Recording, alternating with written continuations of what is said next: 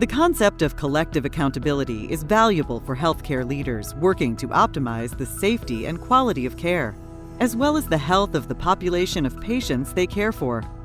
Defined by health services researchers at the Johns Hopkins Medicine Armstrong Institute, collective accountability refers to a sense of mutual responsibility, contribution, and control that is shared across multiple teams or individuals working toward mutual goals. A shared sense of responsibility refers to a mutual sense of joint duty or obligation to participate in or contribute to continuous improvement efforts. A shared sense of contribution means that team members believe that collectively, they possess the knowledge, skills, and attitudes that they need to be successful in improvement work. A shared sense of control refers to a sense of shared ownership for improvement processes and outcomes that is paired with a clear understanding of how collective improvement efforts relate to collective outcomes. Too many people in healthcare suffer preventable harm, and we all have a responsibility to change that. For too often, leaders relegated accountability to the medical staff. We all need to work together. We learned this in our national efforts to reduce bloodstream infections. Many of you were involved in those projects. What we did was we went into hospitals with very low infection rates and very high and found out what did the high performers do. And what we found was there was no magic checklist that led to low infections. Rather, there was a systematic and disciplined approach to shared leadership accountability.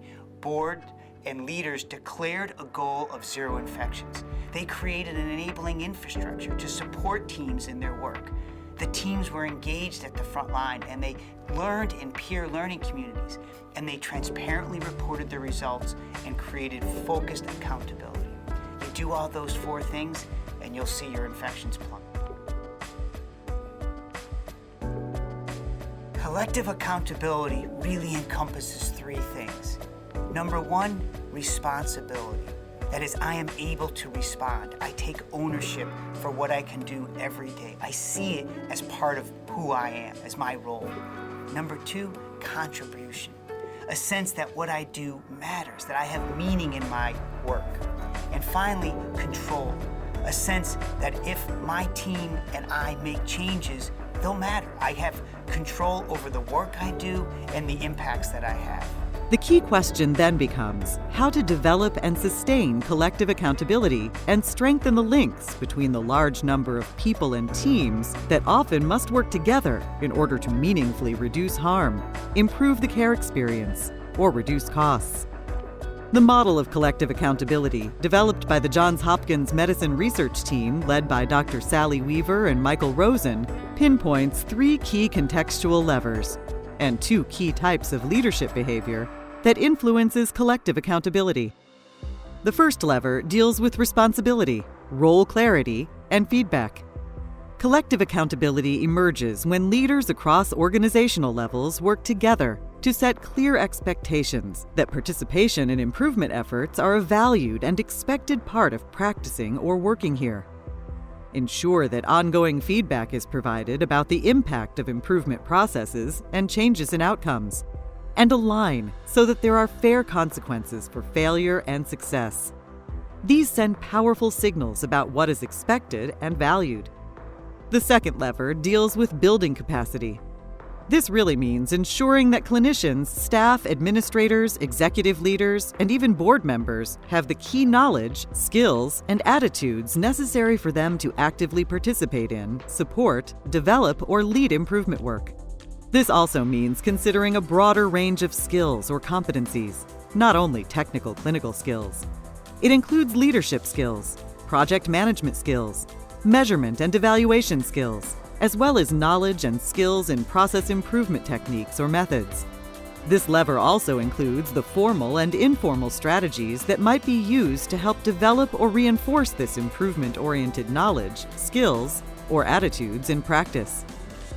The third lever deals with time and resources. This is really about equipping your clinicians, staff, and yourselves with the bandwidth and tools necessary for doing high-quality improvement work.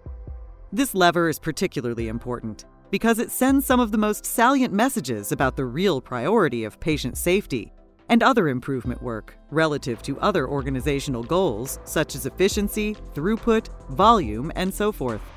For example, organizations that protect time for frontline clinicians, unit leaders, administrative team members, and others to actively work on improvement projects or provide resources that are clearly allocated for improvement work send a strong, tangible message about leadership commitment to safety and quality, and the true priority of safety and quality relative to other organizational aims. The impact that the three levers have on strengthening collective accountability can really be accelerated when senior executives and other leaders use boundary-spanning tactics and demonstrate transformational leadership behaviors. Boundary spanners are those systems thinkers that literally span the boundaries between different groups, teams, departments, or levels of the organization that are working toward shared improvement goals. Effective boundary spanning means reaching out across formal and informal boundaries, synthesize, translate, and filter information between groups or disciplines, asking humble questions to understand diverse viewpoints and different mental models, and paying attention to alignments and addressing misalignments across the different players working toward shared overarching improvement goals. Doing so can strengthen the impact of the other three levers. Additionally, when senior executive leaders practice transformational leadership, they can also strengthen collective accountability. Transformational leaders are effective in shaping attitudes and outcomes by motivating and inspiring through personally role modeling and acting in ways that are consistent with the expressed vision and improvement goals. By personally interacting with team members in a way that fosters resilience and collective efficacy. Encouraging creativity and empowering frontline care providers to develop their own problem-solving strategies, and acting as a mentor, recognizing team member needs for achievement and development, providing caring, compassionate, and empathetic emotional support. For senior executives, one of the most powerful strategies for demonstrating this is investing regular face-to-face time with the frontline clinicians and staff working on implementing the bedside changes needed to achieve shared improvement goals. When I first looked at accountability, too often there were examples of not shared accountability. Either the leaders just delegated everything to the medical staff and said, "I trust you, all's well," even though infections or complications may have been high. On the other hand, we also saw accountability where there would be shaming and public humiliation of clinicians without providing them any support or without the leaders accepting responsibility for what their role is.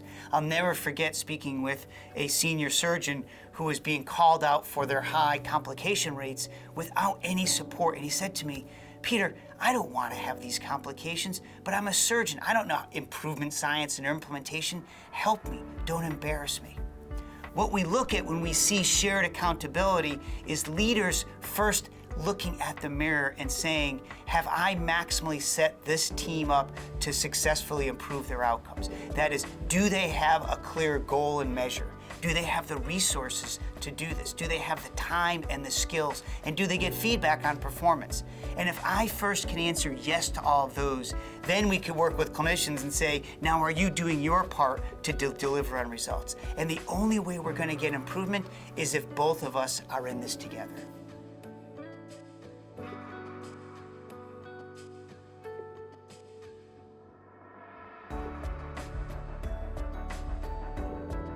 The one piece of advice I might have for leaders seeking to create accountability is to look in the mirror and ask themselves, honestly, have I maximally set our teams up to be successful? That is, does everybody know the goals? Do they have the time and the resources to do this? And are they getting feedback of performance? But make sure you don't just assume you know those answers. You go and ask staff their perceptions of those. And that's a great place to start with shared leadership accountability. You know, Dr. Donabedian, the father of improvement, once said, the secret of quality is love. If you have love, you can work backwards to fix the system. The leadership accountability model highlights the power and critical role that senior leaders play in motivating, maintaining, and aligning collective accountability for improvement work from the boardroom to the bedside. Collective accountability can be strengthened using 3 key levers, including role clarity, responsibility and feedback, building capacity to do improvement work, and investing time and resources in improvement efforts. Additionally, executive leaders can accelerate collective accountability when they span boundaries, personally creating linkage between the multiple teams and people collaborating and coordinating their efforts to improve care, and by using transformational leadership behaviors to engage, inspire, and role model the commitment and accountability for safety and quality that they want to see in others.